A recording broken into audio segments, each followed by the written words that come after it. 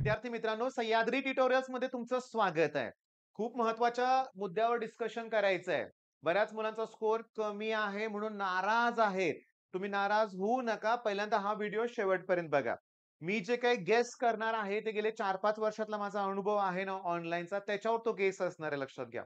Obviously guess आहे, plus minus थोडंफार होईल, पण एकदम पण चुकणार नाहीये. तुम्हाला सांगतो, तुमच्या बॅचचा रिझल्ट लागलाय. सगळ्यात अगोदर मला ना अभिनंदन करायचंय संस्कृती मानले. आपली क्रॅश कोर्सची स्टुडंट आहे. संघर्ष बॅचची स्टुडंट आहे. वर्षभर तिने आपल्याला फॉलो केलं होतं. 11वीत जेईची प्रिपरेशन करत होती. योग्य वेळेस ती सीईटीकडे शिफ्ट झाली. रिझल्ट तुमच्या समोर आहे. तिला बोर्डच्या एक्झाममध्ये 94% आहेत. 94% मार्क आहेत, लक्षात घ्या. बोर्डच्या एक्झाममध्ये. तिने संघर्ष बॅच व्यवस्थित फॉलो केले होते. त्याच्यानंतर मी तुम्हाला सांगतो सीईटीला आज तिचा स्कोर 166 आहे. तो क्लोज तो स्कोर क्लोज टू 99.9 आहे बरं का बाळांनो. 99.9 आहे. थोडं प्लस मायनस इकडं-तिकडं होईल म्हणूया आपण. पण तो याच्या जवळ स्कोर आहे. अगदी गॅरंटीने म्हणूया आपण. 166 पण टफ शिफ्टमध्ये लक्षात घ्या. म्हणजे या वर्षीच्या सगळ्याच शिफ्ट या गेल्या वर्षीपेक्षा टफ होत्या. बरं म्हणजे संघर्ष बॅच तिनं व्यवस्थित फॉलो केल्यामुळे बोर्डला पण चांगले मार्क पडलेत आणि मी खूप इतका आनंदी आहे ना की विचारूच नका. बरं असा एक रिझल्ट नाहीये, खूप रिझल्ट आहेत. मुद्दा आपला मार्क्स व्हर्सेस पर्सेंटाइल आहे. त्यामुळे 1-2 रिझल्ट मी तुम्हाला दाखवतो. प्रेम लोणकर रिपीट केलं होतं. त्याचा सीईटीचा स्कोर 154 आहे. आमचं टार्गेट होतं सीओएपी, सिव्हिल इंजिनिअरिंग गॅरंटीनं मिळणार. मिळणारच. आणि संस्कृतीला सुद्धा पाहिजे ते कॉलेज मिळणारच. स्वस्ती उत्तेकर बोर्डला 91% मार्क आहेत. सीईटीला 135 स्कोर आहे. आता 135 स्कोर म्हणजे ना थोडा तणाव आला होता तिला बरं का. म्हणजे सर किती पर्सेंटाइल येईल? पण मी तुम्हाला सांगू का? लास्ट इयर मी तुम्हाला सांगतो 117 स्कोर होता. 97.97 पर्सेंटाइल होते. म्हणजे क्लोज टू 98 आहे.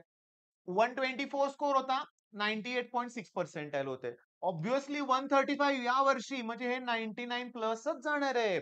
मी तुम्हाला सांगतो गेल्या वर्षी माझ्याकडे वरद होता. 131 स्कोर होता त्याचा आणि 99.5. पण ते शिफ्टवर डिपेंड आहे मला मान्य आहे. पण हे मान्य केलं पाहिजे ना, की 135 सुद्धा एक्स्ट्राऑर्डिनरी स्कोर आहे. बरं आता मुद्द्याचं बोलूया आपण. मुद्द्याचं बोलताना पहिल्यांदा मी काय सांगतोय ते लक्षात घ्या, की 0 टू 70 स्कोर असेल ना, तर गेस करणं कठीण आहे, हे लक्षात घ्या. आता मी तुम्हाला सांगतो, या स्कोरला पर्सेंटाइल किती येऊ शकतं, याच्यावर आपण विचार करणार आहे. ओके, याच्यावर आपण डिस्कशन करणार आहे, लक्षात घ्या थोडंसं.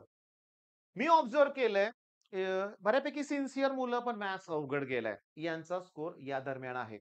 77, 75, 78 असा स्कोर आहे. बोर्डला खूप चांगला स्कोर होता. ओके. आणि सीईटीत पण तेवढाच आहे. म्हणजे बोर्डला 87% पडलेत आणि सीईटीत पण 87च मार्क आहेत. अशी मुलं मी बघितलेत. मग ते या सेक्शनमध्ये येतील. खूप एक्स्ट्राऑर्डिनरी मुलं आहेत. खूप चांगला अभ्यास करतायत. 100च्या आसपास त्यांचे मार्क आहेत. म्हणजे मला काय म्हणायचं आहे, की 90 टू 95 पर्सेंटाइल एवढ्या रेंज मधल्या मुलांना असणार आहेत. म्हणजे 100च्या जवळपास मार्क आहेत, 95 पर्सेंटाइल. 100 ते 110 ज्यांचा स्कोर आहे, त्यांचा 95 टू 97 पर्सेंटाइल स्कोर होणार आहे. ओके. 110 ते 180 आहे, त्यांचा 97 टू अगदी 98 पर्यंत जाणार आहे. ओके, 98 पर्यंत. 120 प्लस ज्यांचा स्कोर आहे, 120 प्लस त्यांचा स्कोर हा 98 आणि क्लोज टू 99 असणार आहे. 130 चा असेल तो 99 प्लस गॅरंटीनं असणार आहे, लक्षात घ्या. आणि ज्यांचा स्कोर 150 प्लस गेलाय, 160 प्लस गेलाय, त्यांना पाहिजे ते मनासारखं कॉलेज मिळणारच. ऑप्शन फॉर्म व्यवस्थित भरला पाहिजे, तिथे चुकायचं नाहीये. बरं मग आता माझा स्कोर आहे 77. तुम्ही काय बोललाच नाही त्याच्याबद्दल. ते शेवटी ठेवलं होतं मी. आता ऐका. 100 प्लस स्कोर असेल तर 95 प्लस पर्सेंटाइल. यात थोडं कमी जास्त होईल, जास्त फरक होणार नाहीये. आता तुम्ही म्हणाल शिफ्ट. हां, शिफ्टनुसार फरक होतो ना थोडाफार. होतो, नक्की होतो.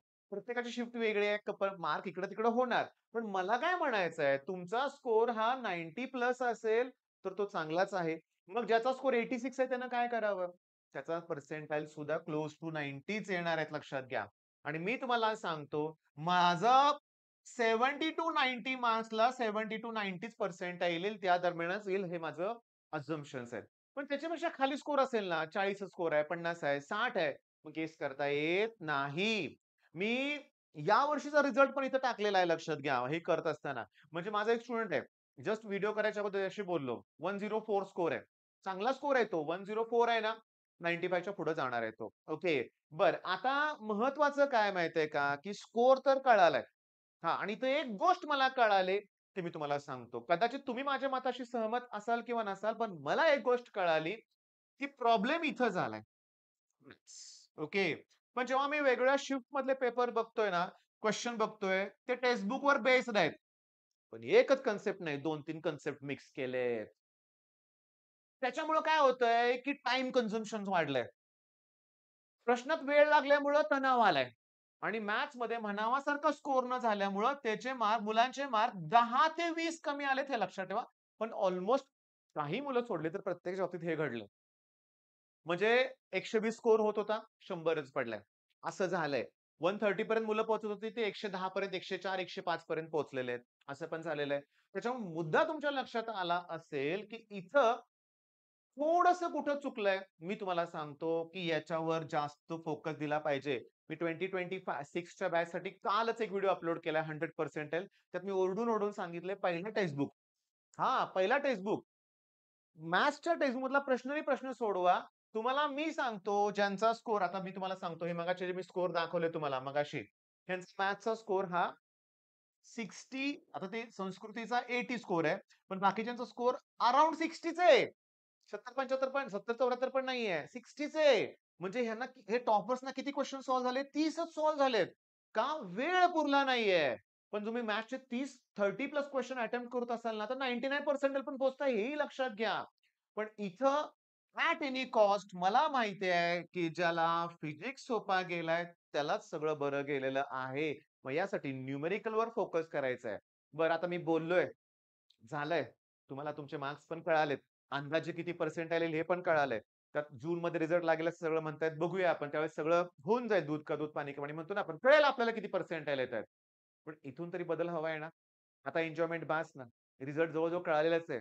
कॉलेज ठरवावं लागेल, ब्रांच ठरवावी लागेल. आता समजा आता आमच्या समोर आत्ताच एक विषय झाला होता मुलाचा, की पडलेत 95 सॉरी पडलेत 97 स्कोर झालाय. ऑब्व्हियसली 95 च्या आसपास पर्सेंटाइल मिळेल. त्याला करायचंय सिव्हिल इंजिनिअरिंग. घरातले म्हणतायत ऑब्व्हियसली कॉम्प्युटर सायन्स. ओके. काय केलं पाहिजे रे त्यानं? सांगू तुम्हाला? सिव्हिल जर ठरवलं ना त्यानं ना 95 पर्सेंटाइलला सिव्हिलला त्याला one of the best college मिळून जाईल. चांगलं कॉलेज मिळून जाईल.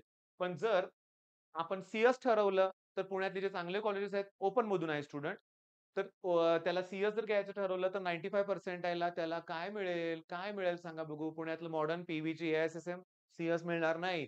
मग कॉम्प्रोमाईज करून मग तो ई-एन-टी-सी घेईल, काहीही करेल. मग हा डिसिजन मुलाला सिव्हिल इंजिनिअरिंग करायचंय, पण पालकांना माहिती आहे सिव्हिलला स्ट्रगल आहे. पालकांना सगळ्यांना असं वाटतं, की सीएस म्हणले की ठरलेले पॅकेजेस आहेत. हो, टॉपर्सला मिळणार हो. काहीही केलं तर सिव्हिल केलं तरी मिळणार. पण इथं मला एक एक्झाम्पल द्यायचं आहे, की माझ्या एका टॉपरनं 5 वर्षापूर्वी ओके, सिव्हिल इंजिनिअरिंग केलं. व्ही-डबल-आय-टी मधून ओके. शेवटच्याच वर्षी त्याला 8.5 लाखाचं पॅकेज मिळालं सिव्हिल इंजिनिअरिंग करून. हां, काय वाईट आहे? या वर्षीचं गेल्या वर्षीचं बघा, कराड गव्हर्नमेंट कॉलेजला कोण असेल चौकशी करा. मेकॅनिकल इंजिनिअरिंगला प्लेसमेंट जबरदस्त आहेत. 100% मेकॅनिकलला प्लेसमेंट चांगले आहेत. सिव्हिलवाल्यांना पण मिळतात. सी-ओ-ए-पीमध्ये सुद्धा बरं का म्हणतात सिव्हिलला प्लेसमेंट नाहीच आहे असं. पण नाही, हे सिव्हिलची मुलं सिव्हिलमध्ये पण एक्सपर्ट आहेत. त्याचबरोबर ते कोडिंगचे कोर्सेस पण करतायत. बाकीचे लागणारे कोर्सेस पण केलेत. व्ही-डबल-आय-टीमध्ये माझ्या टॉपरनं सांगितलं, की कॉलेजमध्येच करून घेतले त्यांनी कोर्सेस त्यांच्याकडून. काय वाईट आहे मग? मग मुलाला ठरवू दे. कॉलेज मॅटर करतं थोडंफार. टॉपचं कॉलेज घेतलं तर मुलं तशी मिळतात. ज्या कॉलेजचा कट ऑफ कमी आहे तिथं स्टुडंट पण त्या लेव्हलचे असतात. कॉलेज चांगलेच असतात रे. सगळे कॉलेज चांगले असतात. पण स्टुडंट पण मॅटर करतात. संगत किती इम्पोर्टंट आहे तुम्हाला आत्ताच्या रिझल्टवरून पण कळालं असेल लक्षात घ्या. मग चला ठीक आहे. छान वाटतंय.